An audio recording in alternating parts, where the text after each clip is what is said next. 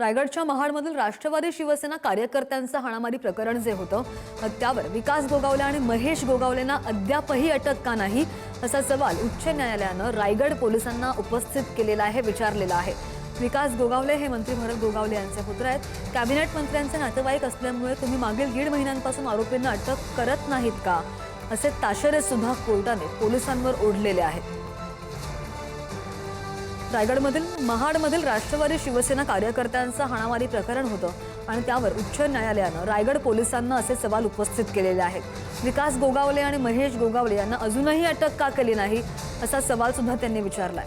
महाड नगरपालिकेच्या 2 डिसेंबरला पार पडलेल्या मतदानाच्या दिवशी राष्ट्रवादी आणि शिवसेनेच्या कार्यकर्त्यांमध्ये मारामारी झालेली होती आणि या मारामारीनंतर परस्परांनी एकमेकांच्या विरोधात तक्रार दिली होती आणि पोलिसांनी गुन्हा दाखल केलेला होता।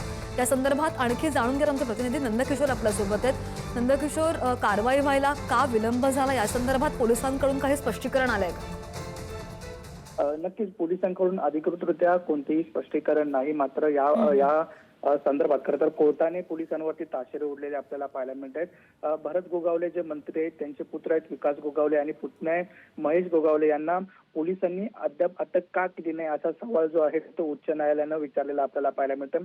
खरं तर हा संपूर्ण जो एरिया आहे तो संपूर्ण जो विभाग येतो तो रायगड पोलिसांचा येतो आणि रायगड पोलिसांना खरं तर हा जो सवाल आहे तो कोर्टाने केलेला आपल्याला पाहायला मिळते। महाड राष्ट्रवादी शिवसेनेच्या कार्यकर्त्यांना मारहाण मोठ्या पोलीस यावर काय स्पष्टीकरण देतात ते सुद्धा पाहावं लागेल। धन्यवाद नंदकिशोर दिलेल्या माहितीसाठी।